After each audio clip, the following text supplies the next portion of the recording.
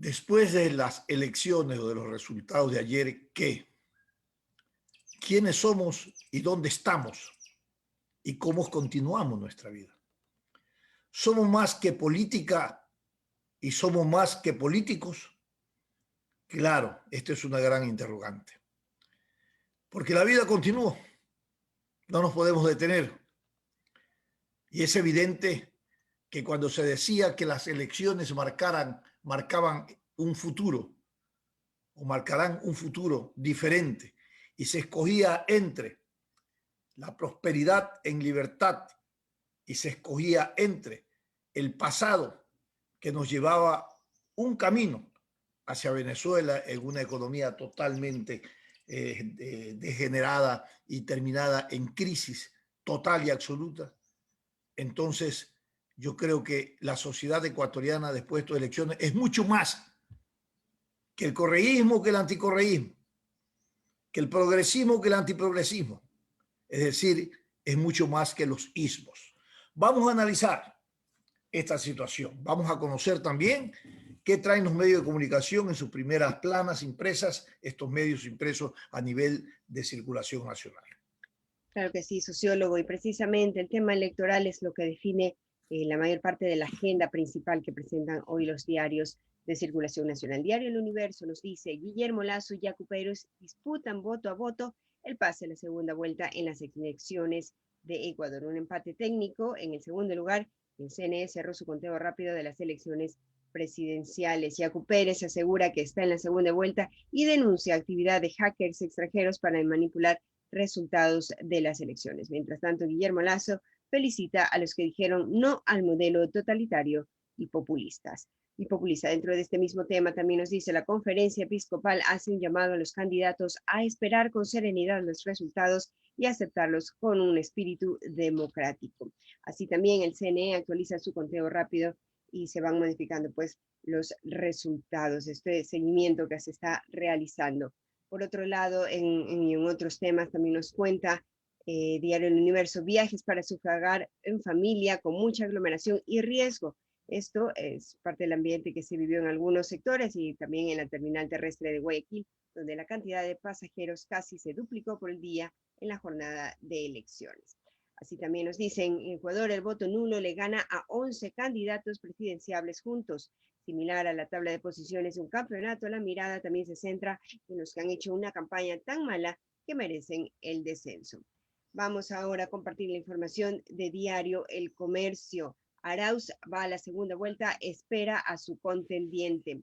En función del conteo rápido presentado anoche por el CNE, Andrés Arauz enfrentará el 11 de abril a Yacu Pérez o a Guillermo Lasso. Los dos mantienen cifras similares durante el conteo rápido. También en otra parte de esta jornada electoral, observadores internacionales evaluaron la jornada electoral de ayer. Así también la fuerza pública mantuvo el orden. Hubo 925 personas detenidas. En cuanto a la consulta que se hizo en Cuenca, consulta sobre la extracción minera en Cuenca, generó gran expectativa y por supuesto ganó el sí, el no en esa provincia. Por otro lado, en el exterior ni la pandemia ni el clima en algunos países frenaron a electores. Y también en lo que tiene que ver con la salud, asistentes sanitarios hicieron el control para evitar los contagios. Vamos ahora a revisar la información que destaca hoy Diario Expreso a través de su página web. Elecciones en Ecuador, un pase a la segunda vuelta aún sin dueño, reza su primer titular. Por otro lado, también nos dice: elecciones en Ecuador, ¿hubo ausentismo? No. Filas de hasta 20 calles se registraron por la masiva concurrencia de la gente a sufragar. En otros temas, el dato inconcluso del conteo rápido del CNE genera reclamos, señala también. Y dentro de esa misma línea, el resultado de la asamblea define rostros pese a la lentitud del conteo. Por otro lado, también nos cuenta Andrés Arauz: con fidelidad y obediencia se llega muy lejos. Parte de las declaraciones que ha dado pues uno de los que ya va a la segunda vuelta. Él está casi seguro en esta segunda contienda electoral que se realizará en abril. Por otro lado, también nos cuenta una declaración de Guillermo Lasso, quien dice: en segunda vuelta convocaremos a un gobierno de la unidad. Va 6 de la mañana con 35 minutos, estimado sociólogo. Vamos, si le parece, también comentar un poco, con el 97.41% de las actas escrutadas hasta la madrugada de hoy. Estos son los resultados preliminares. Andrés Arauz con el 32.21%, Yacu Pérez con el 19.77%, Guillermo Lasso con el 19.62% y Javier Hervas con el 16.02%. Son resultados preliminares, aún falta concluir el escrutinio de las actas, estimado sociólogo. Muchas gracias, Teresa. Ha triunfado la democracia, ha triunfado el país, han triunfado los valores cívicos democráticos encarnados en los ciudadanos. En ese escenario, en el proceso electoral, los ecuatorianos vivimos desde la burla electoral a la propuesta mesiánica. Y digo esto entendiendo que, independiente de los resultados que ya conocemos, el país necesita pensar en una profunda reforma estructural en lo político. El país necesita consolidar estructuras institucionales que den cuenta del respeto a las garantías colectivas e individuales consagrado en el orden constitucional. Esta reforma tiene que ser profunda, estructural,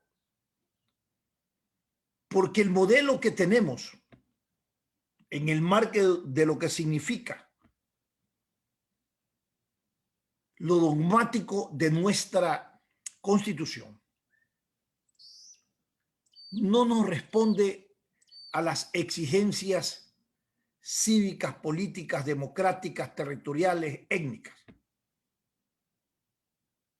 Está respondiendo al interés de la estructura de poder y a los políticos.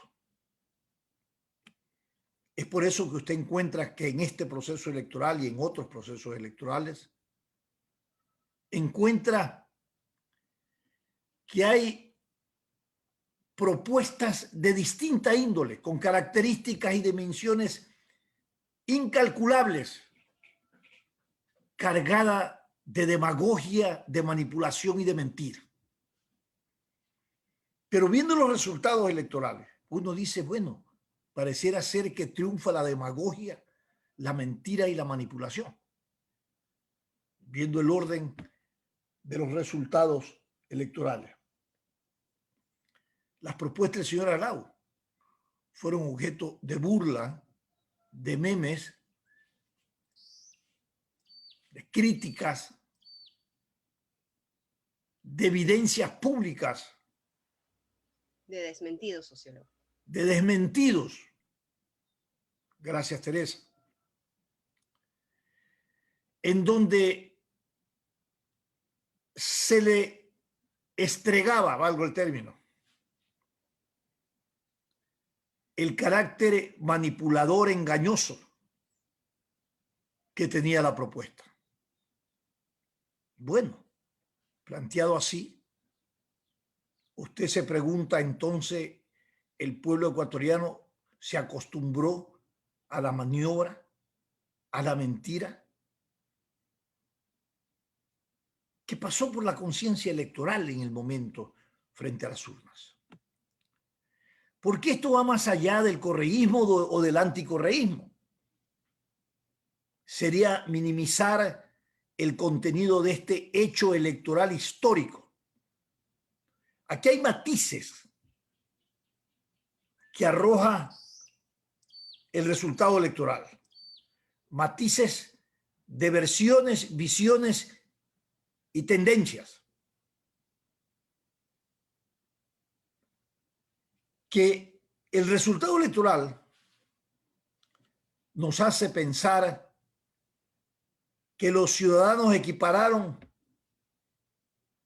las dos posiciones que se habían determinado o que se habían promocionado durante el proceso electoral a través de las redes sociales y a través de las encuestas. Claro, era el correísmo y el anticorreísmo. Era el camino hacia Venezuela o el camino hacia la prosperidad en libertad. Y pareciera ser que ahí terminaba la historia de nuestro país. Pareciera ser que con estas posiciones, en unos casos se iba a empeorar la crisis y en otros casos, y en el otro caso, iba a mejorar. Iba a mejorar la situación que vive el país. Ni lo uno ni lo otro.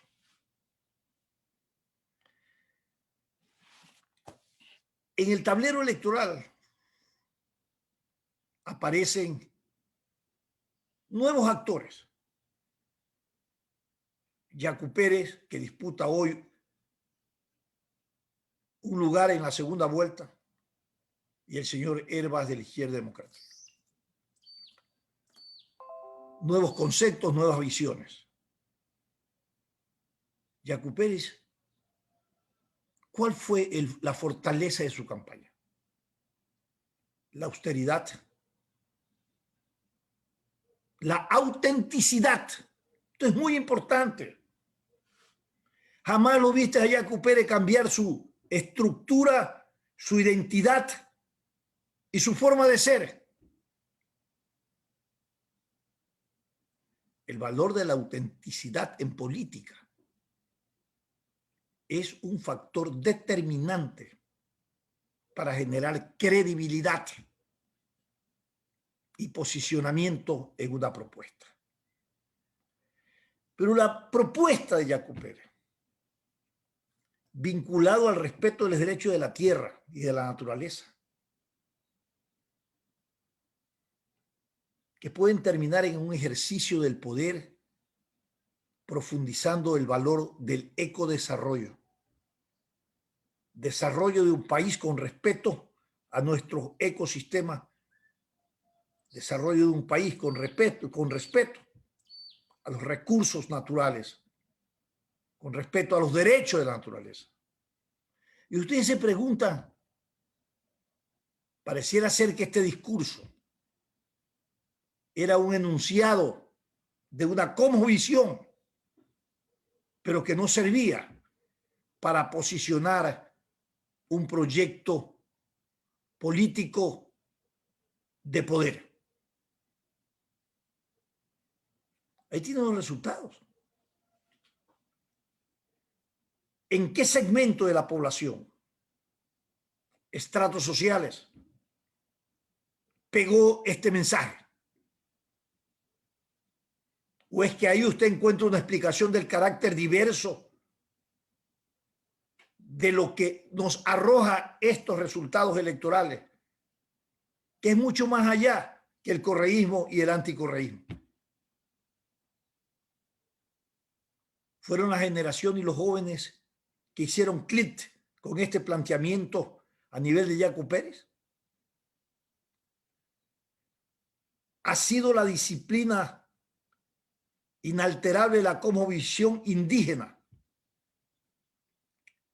la que le da un importante caudal de votos para llegar a la segunda vuelta. Los jóvenes, muchos, en el proceso electoral se veían identificados con estas propuestas. También mostró Yacu Pérez que hay que cambiar la forma de hacer política en este país, que se puede generar una pedagogía política para madurar la conciencia electoral del pueblo. Él lo está demostrando que se puede hacer, ¿o no, ecuatorianos? Y que los ciudadanos de nuestro país están dando un mensaje de que cambie este sistema y forma del quehacer político en el país. Están diciendo también que es necesario la alternabilidad o la alternancia en las estructuras de competencia electoral a nivel de partidos y movimientos. Tal vez se hostigaron de votar por cacicazgos o dueños de partido. y prefirieron un pensamiento o una decisión democrática diversa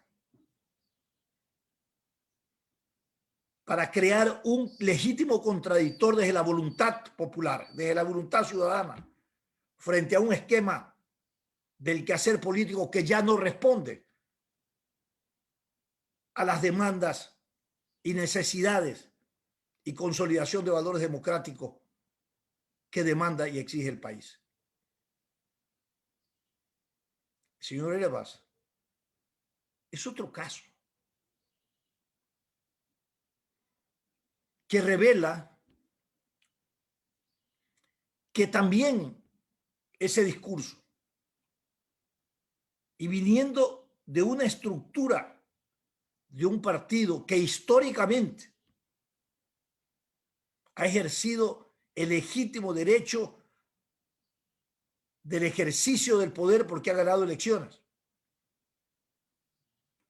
y que históricamente ha estado inmerso en los vaivenes altibajos de la política y de la representación democrática. Aparece el señor Herbas, que no es un militante orgánico de la izquierda democrática.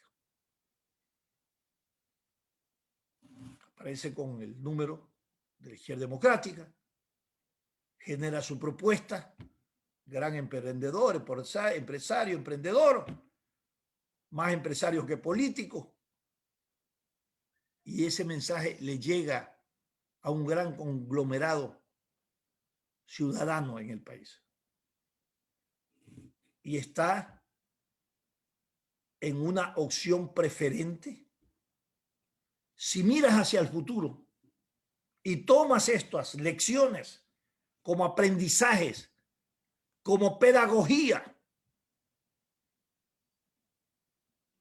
para procesos electorales y para consolidación de una nueva visión y articulación del nuevo quehacer político en el país, es muy importante tomarlo en cuenta. Pero como yo decía, terminaron ayer el sufragio electoral. Terminó ese estrés de las campañas electorales. Pero la vida continúa. Porque somos más que políticas y políticos. Y porque no pretendemos esperar del político que nos generó estas profundas crisis la solución a las demandas insatisfechas de tantas situaciones de marginalidad, de pobreza, de exclusión, de falta de oportunidad que tienen los ecuatorianos. Los ecuatorianos han sabido coexistir y convivir con todas estas crisis económicas y políticas generadas por la estructura del poder político y la gestión pública. Han sabido sobrevivir porque el ecuatoriano tiene una gran capacidad para resolver y enfrentar situaciones de convivencia y de crisis. Y siempre lo ha resuelto sin auxilio de los gobiernos. Más allá de que ha habido gobiernos y también candidatos de que se convierten y se erigen en mesías y dicen yo voy a resolver todo, cuando llegan al poder crean más pobreza para poder repartir y socializar pobreza y someter a ese pueblo a la dádiva. Ese pueblo que lo quieren llevar a perder su dignidad. Nuestro pueblo no pierde jamás su dignidad. Y estos pronunciamientos en el orden electoral es una expresión de eso. De tal manera que aprendamos y no seamos muy simplistas de que aquí se debate o se confronta el correísmo y el anticorreísmo. No, señores, esto es mucho más que eso.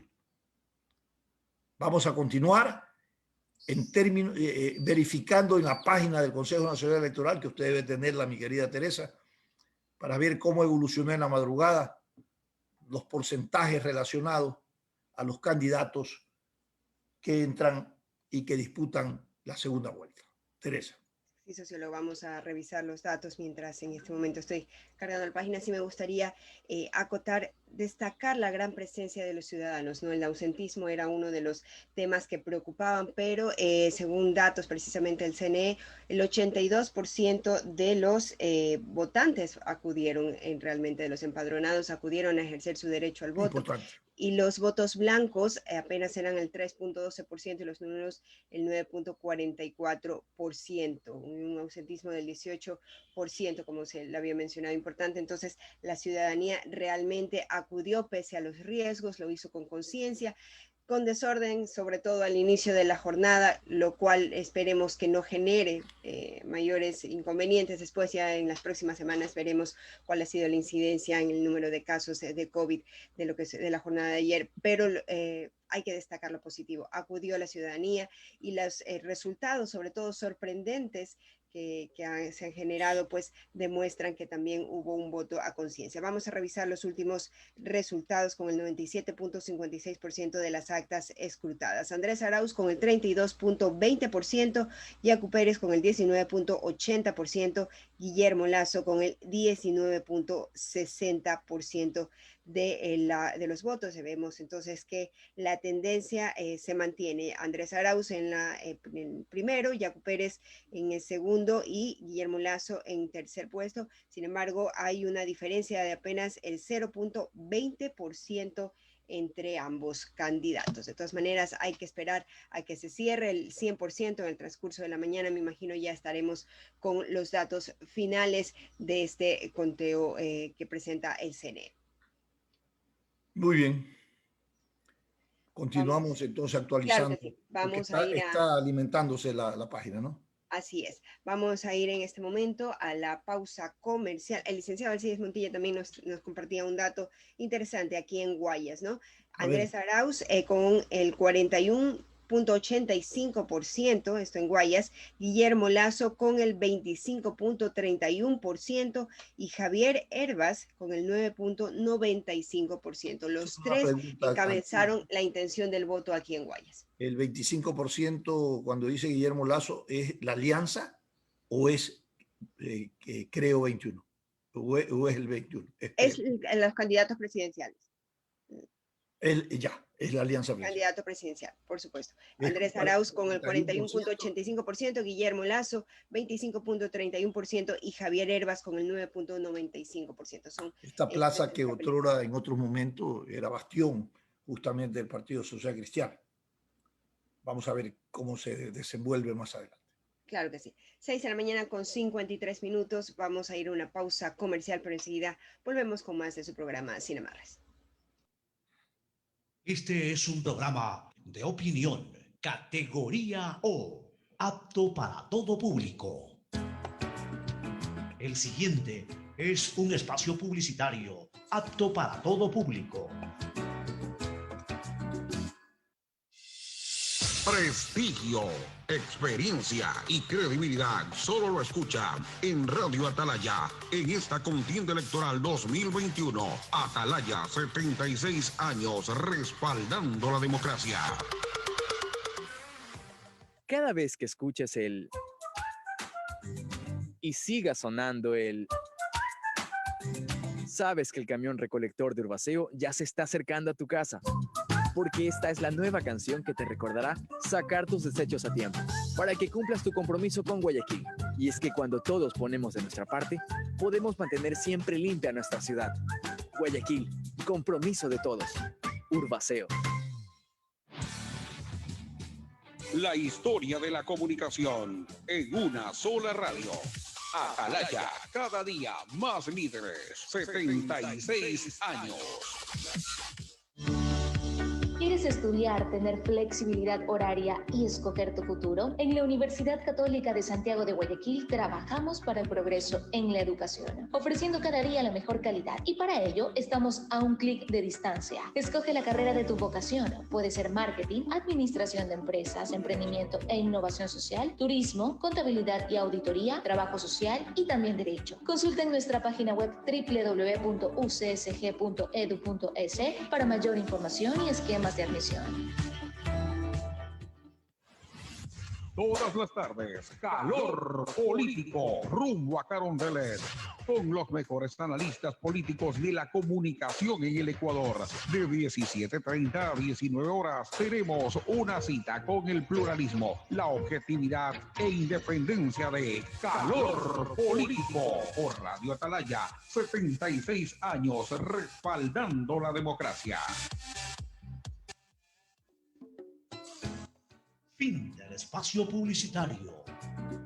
Usted está escuchando un programa de opinión, categoría O, apto para todo público. Sin amarres, una mesa de diálogo donde sobresalen los temas de mayor interés social, económicos y políticos del país. Sin amarres, bajo la conducción del sociólogo Stalin Poveda Granobles.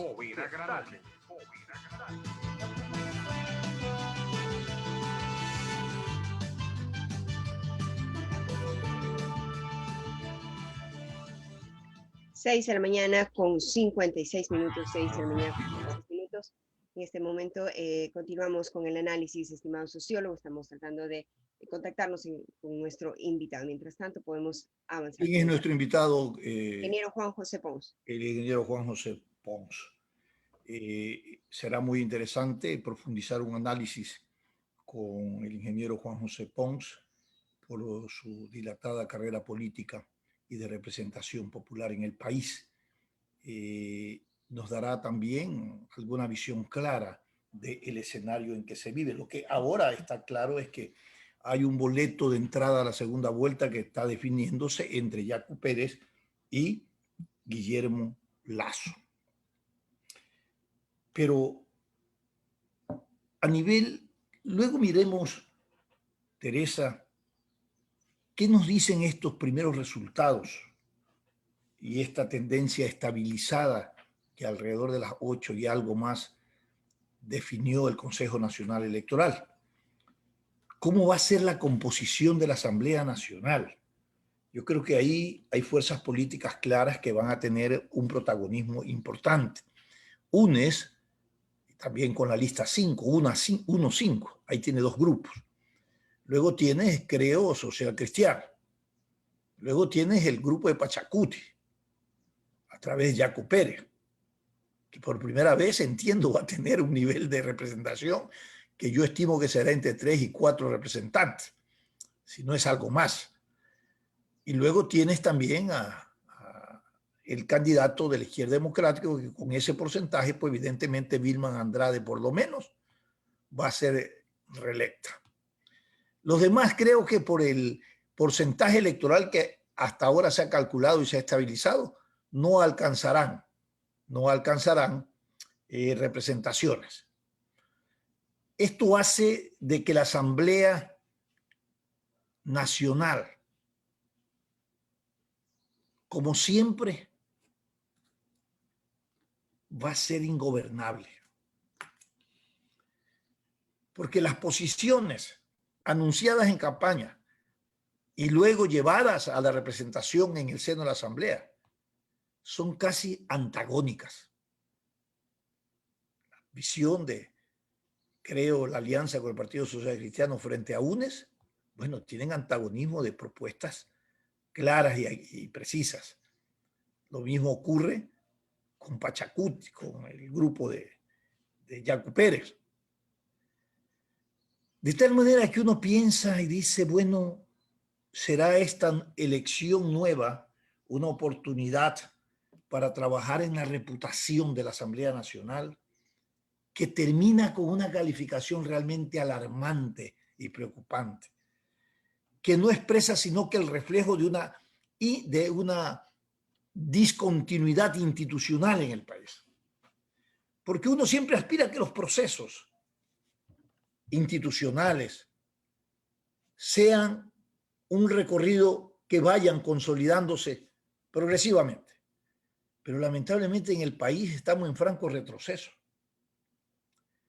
Ninguna de las instituciones que están en la función de transparencia, que se creó para eso, para generar transparencia, participación ciudadana, control, auditorías, todo, ejercicio de administración de la justicia, todas en mal predicamento, todas con pésima calificación de legitimado frente a la acción y responsabilidades para las que han sido concebidas y creadas.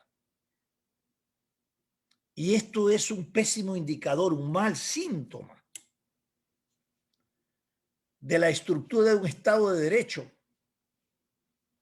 y de la calidad de democracia que vive el país. Vuelvo a decir, el Ecuador necesita una profunda reforma estructural, fundamentalmente en estos aspectos que tienen que ver con el control social, que tienen que ver con la auditoría social, que tienen que ver con el derecho de participación. Esta quinta función, porque antes eran 3 funciones, ahora son 5, incluyendo ahora el Consejo Nacional Electoral,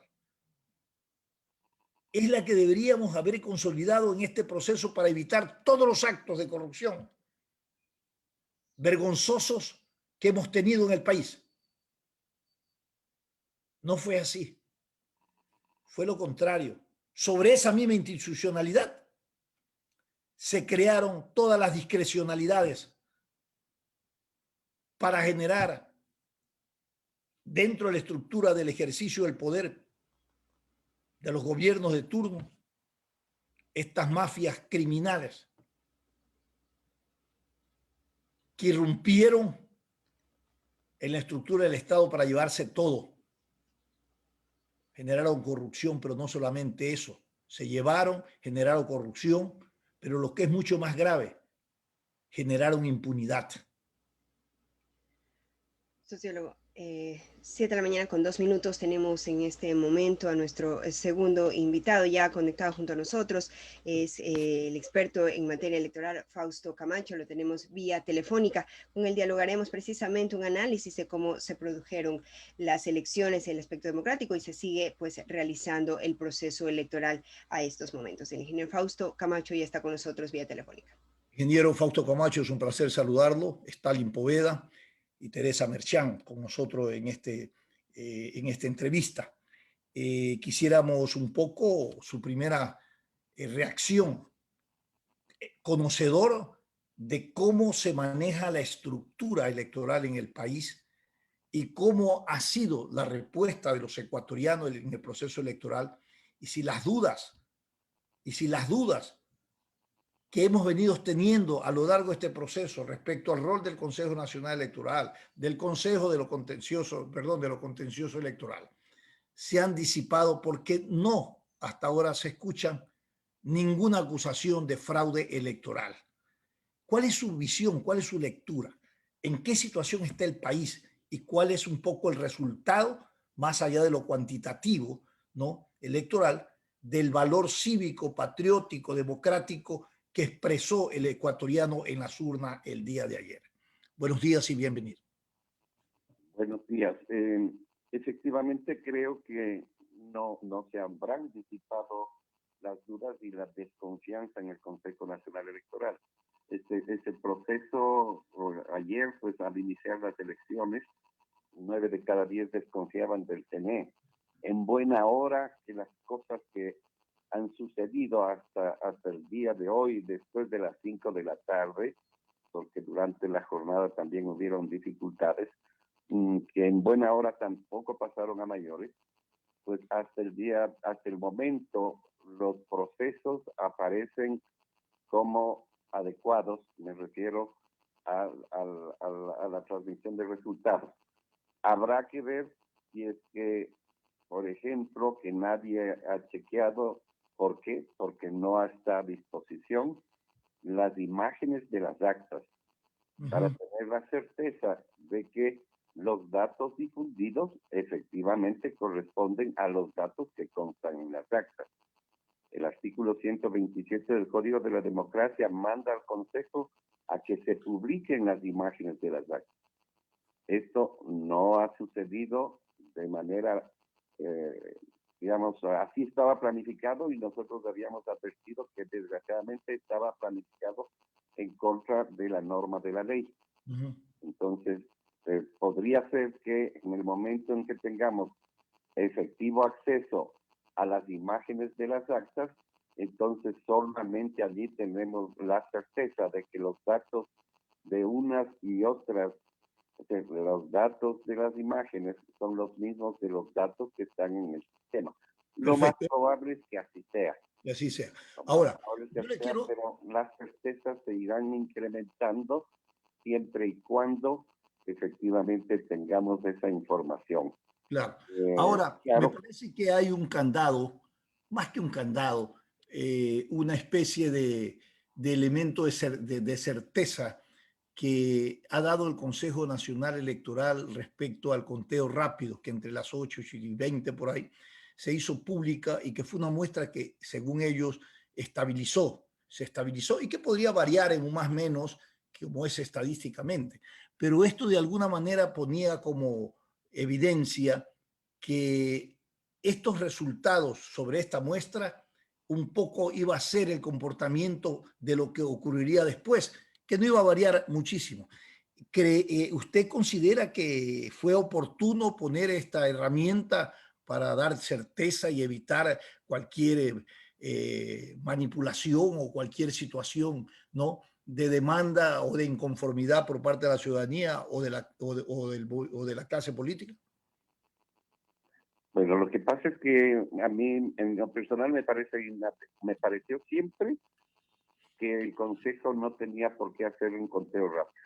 Claro, eso yo le pregunto. El conteo rápido no es en una muestra estadística que siempre va a tener un margen de error, y que el margen de error que hoy estaría existiendo es, digamos, si damos por hecho los resultados que ya están publicados, el margen de error sale de las bandas que anunció el propio CNE. Correcto. Entonces, no creo que sea lo efectivo. Lo que sí queda claro en todo caso es que la competencia para saber quiénes están en la segunda vuelta recaía exactamente en las tres figuras.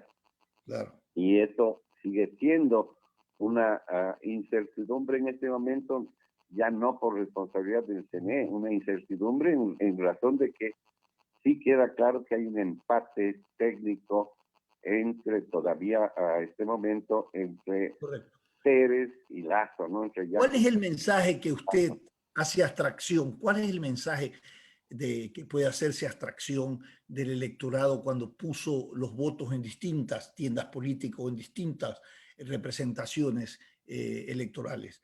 ¿Qué lectura tiene usted?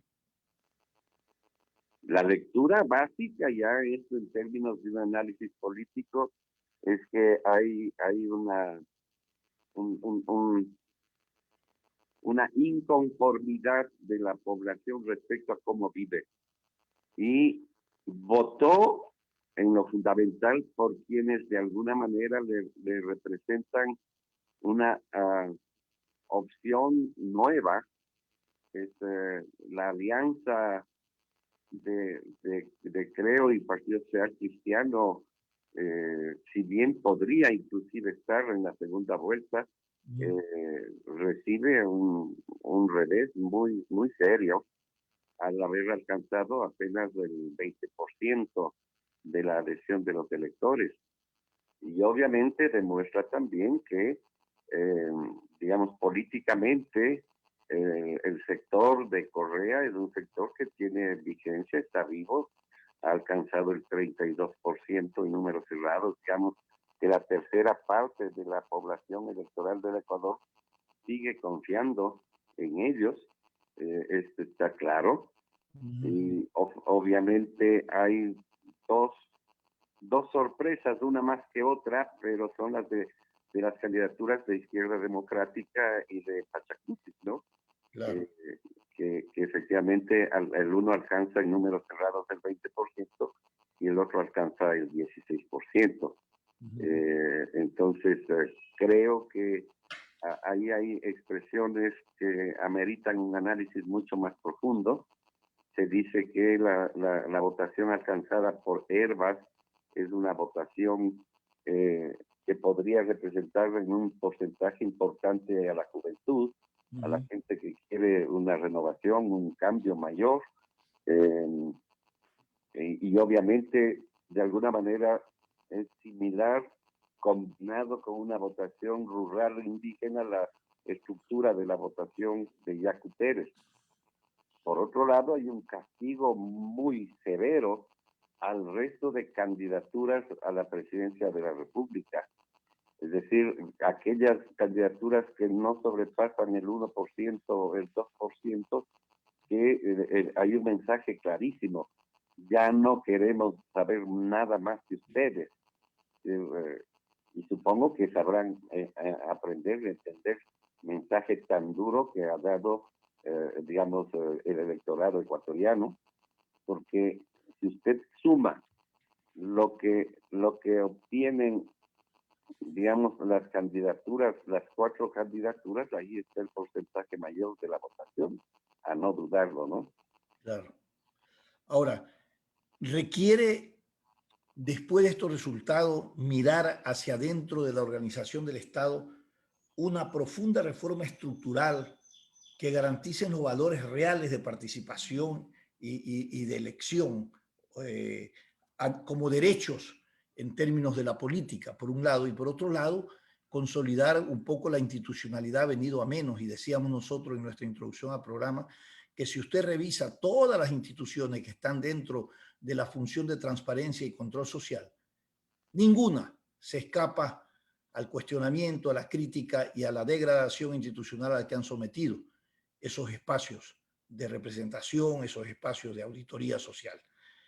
Es necesario pensar en un proceso de reforma estructural, por ejemplo, a nivel del Código de la Democracia, la forma de participación, quienes participan, requerimientos, requisitos. No, yo no creo que vaya por ahí, porque primero no es el Código de la Democracia el que establece aquello, es la Constitución de la República. Correcto. No creo que tampoco vaya por la reforma de la Constitución. No es un tema estructural desde el punto de vista de la institucionalidad diseñada en la Constitución. Es un problema de falta de valores democráticos, lo decía usted, en la sociedad. Y los valores democráticos no se construyen con leyes y con estructura institucional. Los valores democráticos se dan ejemplo a través de la conducta de los actores, sean estos partidos políticos, sean estos autoridades electorales, sean estos del Consejo de Participación Ciudadana y la función de transparencia. Pero en la misma crisis está la institucionalidad de la legislatura, la institucionalidad del Ejecutivo. Es decir, hay un 66% de los ecuatorianos que dicen en el mes de diciembre, según datos, ¿no es cierto?, que no le interesa el voto, que el voto no le parece un instrumento útil, que las elecciones son intrascendentes. Y apenas un 33% le da un valor importante en la vida al voto. Eso no tiene que ver con el diseño de la estructura del Estado. Tiene que ver con la ineficiencia, la ineficacia de esa estructura del Estado y desde mi perspectiva, aquello sucede por quienes están allí y no cumplen a cabalidad sus funciones, no satisfacen las necesidades y las aspiraciones de la sociedad ecuatoriana o bicameral.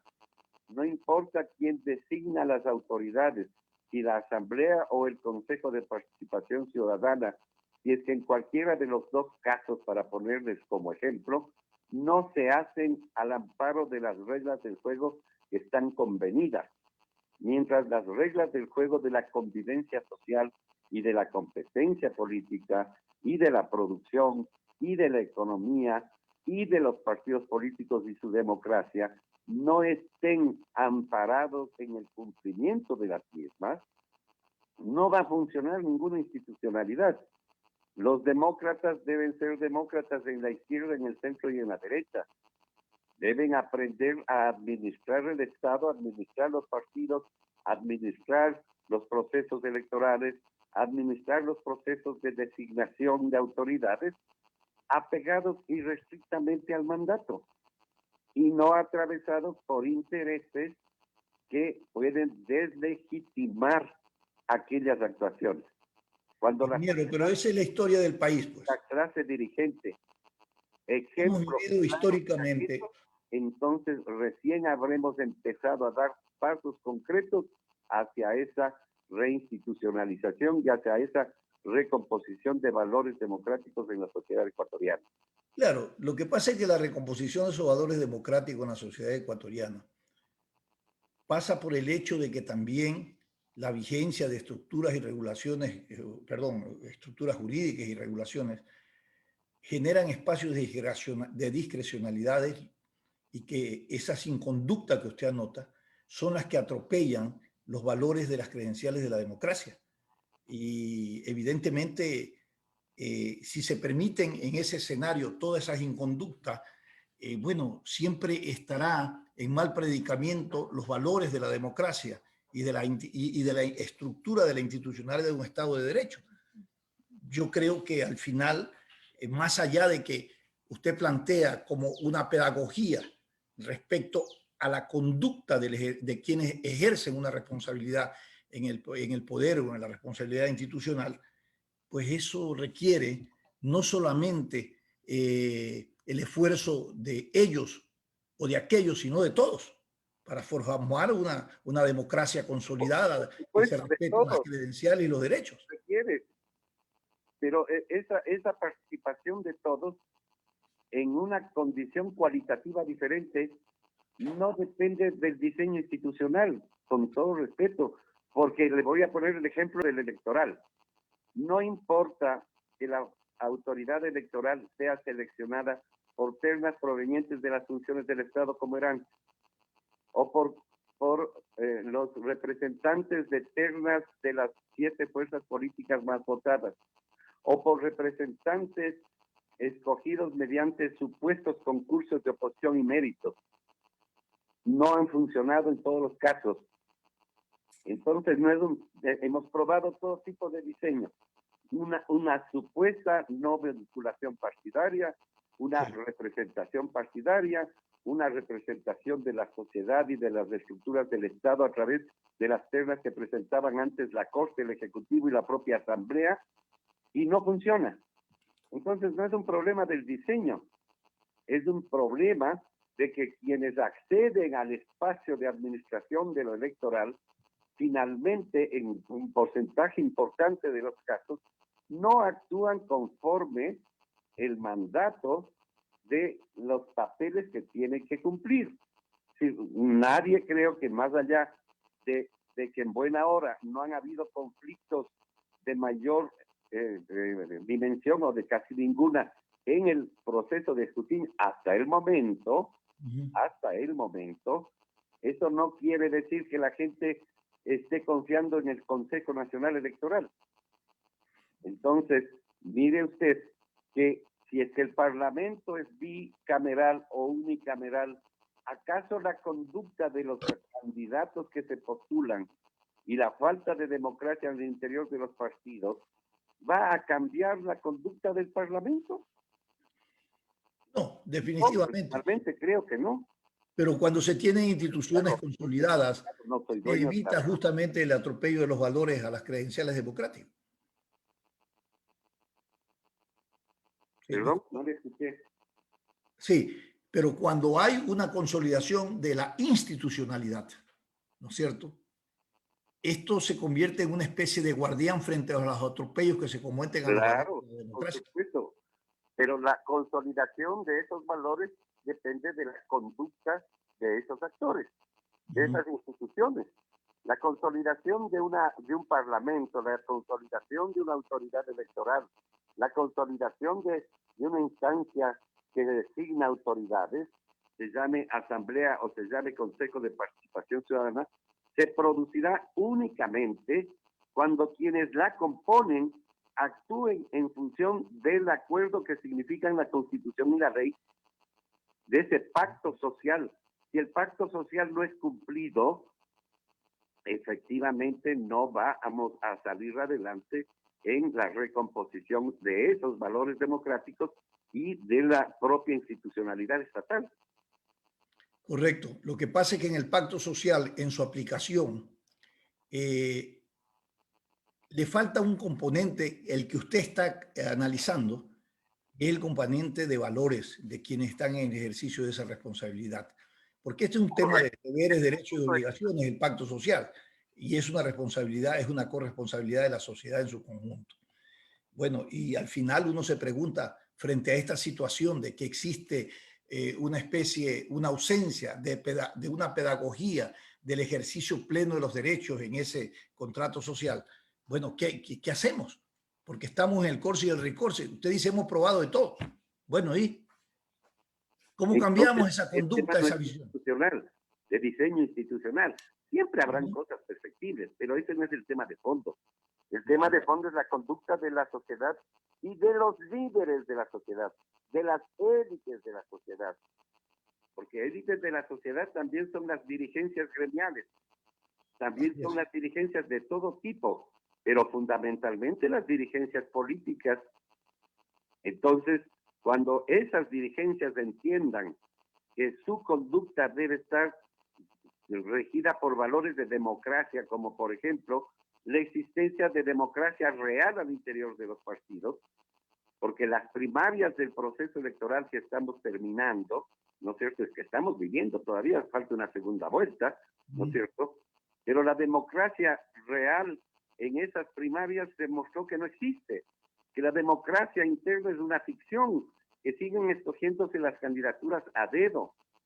Entonces, usted pudo también develar en este proceso que los partidos políticos no funcionan. Hay que repensar. Pero ¿quiénes tienen que repensar? En primer lugar, tienen que repensarse los propios partidos. Los resultados electorales les deberían a los líderes, a este liderazgo de los partidos, hacerles cuestionarse de qué es lo que pasa, por qué han fracasado, porque inclusive los que han triunfado, entre comillas, parten de un fracaso inicial, pues. ¿O es que acaso, si es que el señor Lasso pasa a la segunda vuelta, que es una opción, no será un fracaso el resultado que ha recibido electoralmente hablando? En cuanto a las perspectivas que tenían y que se suponía que podrían consolidarse. Lo mismo puede suceder. En realidad ahí hay dos grandes ganadores, inclusive sin pasar a la segunda vuelta, si es que eso llegaría a suceder, que son Pérez y Hervas. Pero el triunfo de Pérez puede significar un triunfo también cualitativamente más alto pasando a la segunda vuelta. Correcto. ¿Y qué proponen esas personas? ¿Qué es lo que la sociedad vio en ellos? Es lo que hay que deducir. Y obviamente usted tiene un ganador también y que va a la segunda vuelta en primer lugar, que sin embargo está lejos de aquel en una sola vuelta. Entonces, también no es que han recibido todo lo que aspiraban a recibir.